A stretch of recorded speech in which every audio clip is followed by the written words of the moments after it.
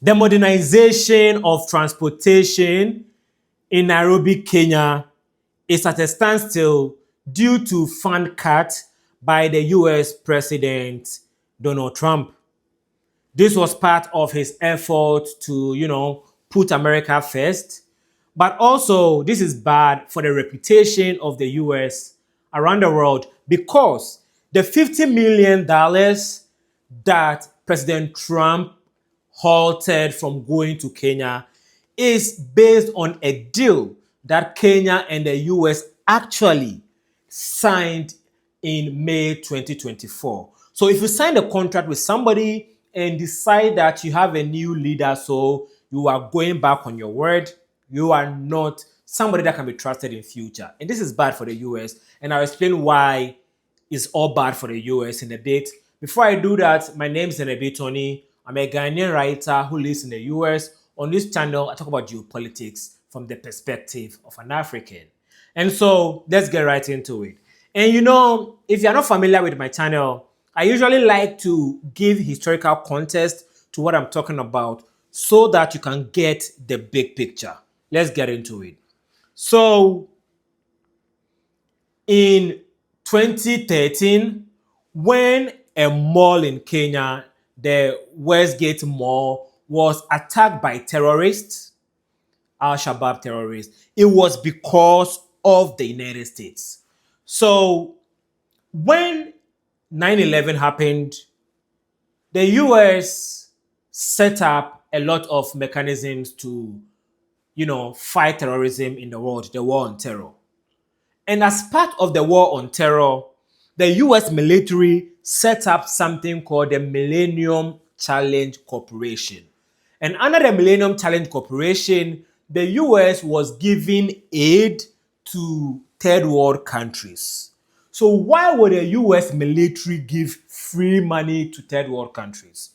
In exchange, these countries would give the US a safe haven to base in so that they can, fight terrorism from these countries. So, for example, Kenya was somewhere that the US was using as a safe haven to be able to launch attacks on terrorists in Somalia.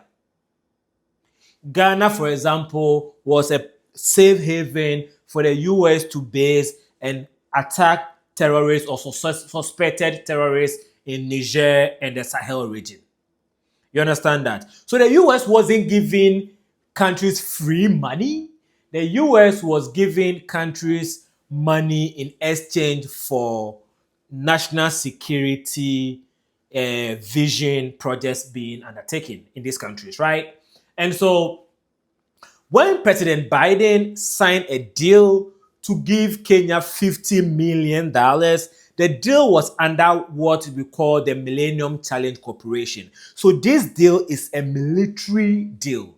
And under this deal, Kenya was given a climate-friendly buses. Kenya will use gender-inclusive bus stops. A lot of things that look like the US is helping Kenya to modernize their transport system. Right? And so why would the US do this?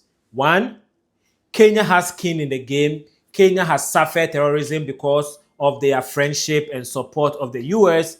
And also, Kenya still supports the US. As we are talking right now, Kenyan military people, Kenyan policemen are working in Haiti together with the US to help Haiti to stabilize. So, Kenya is being a gentleman when it comes to dealing with the US. You understand what I'm saying? So, excuse me to use this word, when Elon Musk foolishly asked President Trump to cut aid to countries like Kenya, Elon Musk was doing what he called efficiency. But in the minds of Elon Musk, efficiency is about dollar signs, but efficiency is also about paying small prices for bigger benefits. So the $50 million that the US is giving to Kenya makes it easier for the US military that operates in East Africa to be able to move around in Kenya.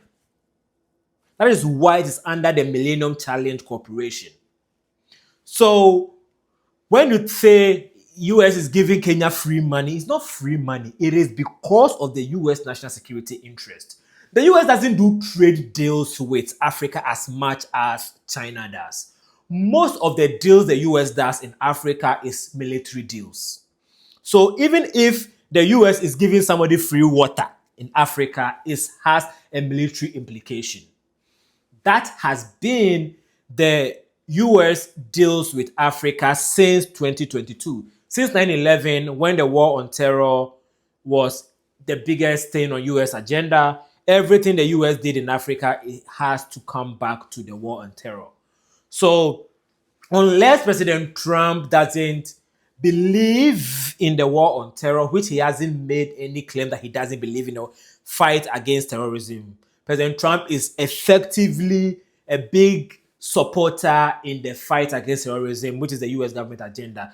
President Trump, in all his anti-establishment talk, when it comes down to it, President Trump has always been effectively an pro-establishment guy, especially when it comes to military operations. So this money cut that the US is doing to Kenya is bad for the US because of the military implications I explained.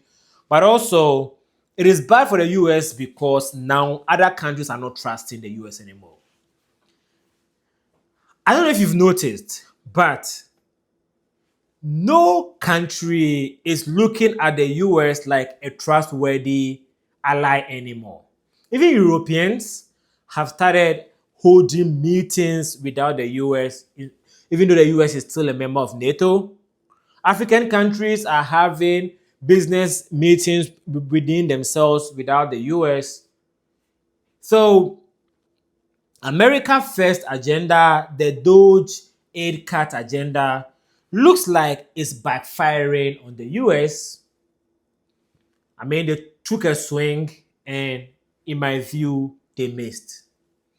And I think about this because business men, in my view, don't make good politicians. I used to be I'm a libertarian. I am anti-government. I'm pro-small government. But I realized that in order to achieve my libertarian views, you need a politician who believes in your libertarian views, like Rand Paul in the US, to be able to achieve those goals. Because businessmen don't think the way politicians think. So Elon Musk heading Doge was a disaster for the Trump administration. That's the worst thing that Trump has done in the 5 years he's been president, if at the first 4 years. The Doge, because Elon Musk had no idea how government operates. Elon Musk had no idea why government does what it does. Because government and businesses are different, right? The goal of business is to make profit. The goal of government is to serve the people. Those are two different things. Government do not exist to make profit. Government cannot make profit. What government does is to create an enabling environment for businesses to thrive. You understand? So what Doge did made it hard for businesses to thrive in America, and you add a tariff on top of it, which also makes it extra hard for businesses to thrive. At the end of this year, maybe starting from December 13th to 24th, I'm going to have a review of the year. And on top of my agenda, one of the things I know I'm going to talk about, I've not made a list of the things I'll be talking about yet. I know that I'm talking about how the US went after Africa with the tariff, and it looks like it's backfiring on the US. For now, things are bad for Kenya because when Kenya signed the $50 million deal with the US, Kenya went and contracted some businesses to work on the transport system. The buses, Kenya had to buy them on credit, hoping to get money from the US. The bus stops, Kenya had to work on them with contractors who are working on credit, hoping to get money from the US. Everything in relation to the modernization of the bus rapid transit in Kenya, Nairobi, was based on this word of the US. So now that the US is halting the money from Kenya, Kenya cannot afford to pay these people. And so I believe what is happening right now is that the transport system is halted. There've not been further movement because of, the halt of the 50 million, but which makes that Kenya will have to find a way to get some 50 million. Think about it. If Kenya wasn't looking to modernize their transport system, Kenya was just there chilling. And the US came to Kenya like, yo, we need you to modernize your transport system and use climate friendly buses. And Kenya was like, sure, but I don't have the money for it. And the US say, I'll give you the money. And Kenya went and started working on the project, and the US pulls out. That is bad. That's like a guy telling you they love you, they want to be with you only, and then you turn away every guy you can be with, and then 2 weeks later you find out they are getting married to somebody. That's bad. That is dishonest. That's terrible human existence. So the US, like I said, is facing bad PR around the world because of this.